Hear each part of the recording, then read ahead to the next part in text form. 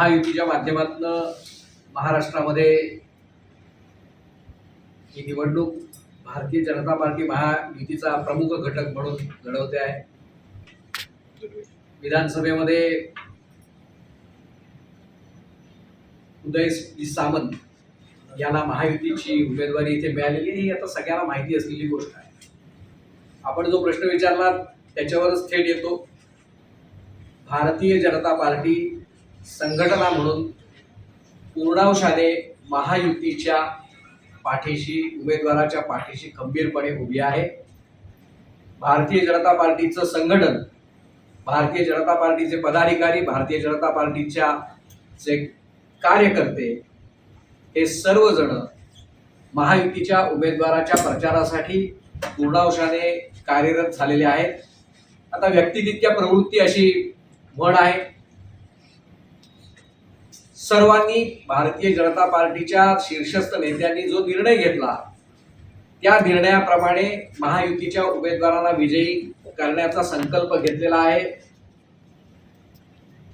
जिल्ह्याचे मार्गदर्शक रवींद्रजी चव्हाण साहेब यांनी वेळोवेळी कार्यकर्त्यांच्या बैठका घेऊन कार्यकर्त्यांच्या शंका निरसन केलेले आहेत आणि आता एक दिलाने सर्व कार्यकर्ते महायुतीच्या प्रचारासाठी कार्यरत झालेले आपल्याला पाहायला मिळतील। आत्ताच्या स्थितीमध्ये सर्व वरिष्ठ भाजपचे नेते या ठिकाणी उपस्थित आहेत। जे आता नाहीये तिथे ते वेगवेगळ्या ठिकाणी प्रचारा मोहिमेमध्ये गेलेले आहेत। बाबासाहेब कुर्लेकर आहेत, शिल्पाताई आहेत, पाटणे साहेब आहेत, शहराध्यक्षही आहेत, सरचिटणीस आहेत, उमेश कुलकर्णी आहेत। या प्रत्येकाला वेगवेगळ्या जबाबदाऱ्या वाटून दिलेल्या आहेत। 2 दिवस सातत्याने बाबासाहेब कुर्लेकर, शिल्पाताई पटवर्धन, नाना शिंदे हे पावस भागात फिरतायत। मुन्ना चवंडे, अण्णा करमरकर, उमेश कुलकर्णी हे मालगुण पासून वाटतपर्यंत फिरतायत। दत्ता देसाई हेही आपल्या करबुडा गटामध्ये फिरतायत। त्यामुळे या मतदारसंघात बहुतांशी ठिकाणी भारतीय जनता पार्टीचे कार्यकर्ते प्रकर्षाने आणि प्रामुख्याने युतीला विजयी करण्याच्या दृष्टीने कार्यरत आहेत। त्यामुळे असं कुठचंही वातावरण हे दिसत नाही की भाजपचे कार्यकर्ते सक्रिय नाहीत। मी म्हटलं व्यक्ती तितक्या प्रवृत्ती असं असू शकतं। मुळात भारतीय जनता पार्टी हा भावनेवर चालणारा पक्ष नाही, कर्तृत्व श्रेष्ठ मानून काम करणारा पक्ष आणि त्या कार्यकर्त्यांची फळी भारतीय जनता पार्टीकडे मोठ्या प्रमाणावर आहे। हा संस्कार भारतीय जनता पार्टीवर आहे। एकदा पक्षाने निर्णय घेतला की त्या निर्णयाची अंमलबजावणी करणं हे कार्यकर्त्याचं कर्तव्य ठरतं आणि हे कर्तव्य पार पाडण्यात मला वाटत नाही कुठलाही कार्यकर्ता किंवा पदाधिकारी कसूर करेल। जिल्ह्यामध्ये भारतीय जनता पार्टीला शिवसेना आणि राष्ट्रवादी मजबूत करण्यात यश येईल। जिल्ह्यामध्ये भारतीय जनता पार्टीला शिवसेना आणि राष्ट्रवादी मजबूत करण्यामध्ये यश येईल का? हा प्रश्न इर्लिव्हंट आहे। प्रत्येक पक्षाला स्वतःची कार्यपद्धती असते।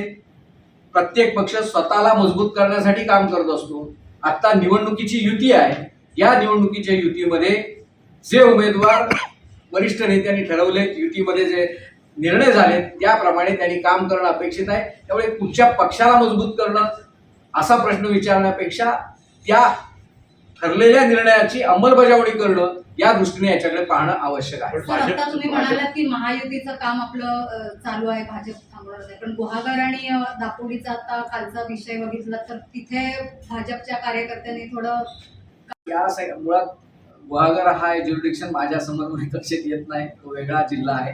पण तरी सुद्धा तुमच्या प्रश्नाला उत्तर जे माझ्या आकलनाला येतं ते देतो की एक इश्यू निर्माण झाला म्हणजे निवडणुकीच्या कालखंडामध्ये काही अशी स्टेटमेंट येतात आणि त्याच्यातून मोठ्या बातम्या बनतात किंवा त्याच्यातून मोठं वातावरण बदलतं। त्याप्रमाणे त्या ठिकाणी काही आक्षेपार्ह बोलणं झालं आणि त्यामुळे कार्यकर्त्यांच्या मध्ये असंतोष निर्माण झाला। पण मला नक्की खात्री आहे कदाचित आतापर्यंत तो सगळा विषय निवळला आहे। चूक कोण आहे? चूक पण बरोबर आहे, भाजप कार्यकर्ते बरोबर आहे की रामदास कदम बरोबर आहे? असं चूक की बरोबर, मी भारतीय जनता पार्टीचा कार्यकर्ता आहे।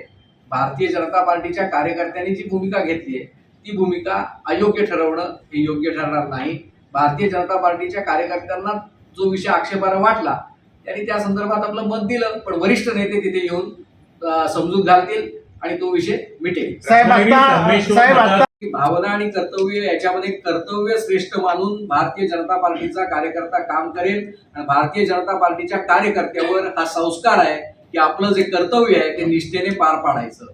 महायुतीतला भाजप जो पक्ष आहे तो आतल्या बाजूने आम्हाला मतदान करेल असं थेट भास्कर जाधवने कालच्या एका स्टेटमेंटवर गुहागर आणि रत्नागिरीमध्ये सुद्धा. तर काय होणार त्याच्यात? हे अत्यंत चुकीचं राजकीय स्टेटमेंट आहे, अत्यंत चुकीचं आहे. भारतीय जनता पार्टीचा कार्यकर्ता भारतीय जनता पार्टीने घेतलेला जो निर्णय आहे, महायुतीची जी काही एकंदर मोड झालेली आहे त्यानुसार भारतीय जनता पार्टीचा कार्यकर्ता त्यांना त्या ठिकाणी दिलेले जे उमेदवार आहेत ते विजयी व्हावेत म्हणून प्रयत्न करेल. सर आता पाटणी सर मगाशी म्हणाले की आयलॉग असेल, रिफायनरी असेल, संशयपणे या तिन्ही प्रकल्पाला भारतीय जनता पार्टीचा पाठिंबा होता ना. आता आहे तेच मागाशी बोललो परत का मित्र पक्ष म्हणजे उद्धव बाळासाहेब ठाकरेंची शिवसेना. ना आत्ताची जी शिवसेना आहे ते सुद्धा कुठेतरी विरोध करताना दिसून येत आहे या प्रकल्पाला. त्यांची आता भूमिका ती अजून स्पष्ट केली नाही. महाराष्ट्रापेक्षा पक्षांच्या भूमिकापेक्षा लोकांची जी भूमिका ती आमची भूमिका, हे पक्षांचं जे काय थोडंसं हे चालू आहे ना त्याच्यापेक्षा पक्षांच्या भूमिका अजून स्पष्ट होत नाही. लोकांना ढकलून मोकळे मागाशी वाक्य बोललो कुठल्याही प्रकल्पाचा निर्णय आता प्रकल्पाचे तोटे फायदे ह्याच्यावर होणे गरजेचं आहे. मेरिट व्हायला पाहिजे. पक्ष बदलू शकतात. त्यामुळे इतर पक्ष काही म्हणू देत, भारतीय जनता पार्टीला प्रकल्प पाहिजे रिफायनरी तो होणार. होणार की मी आता जाऊ शकत नाही.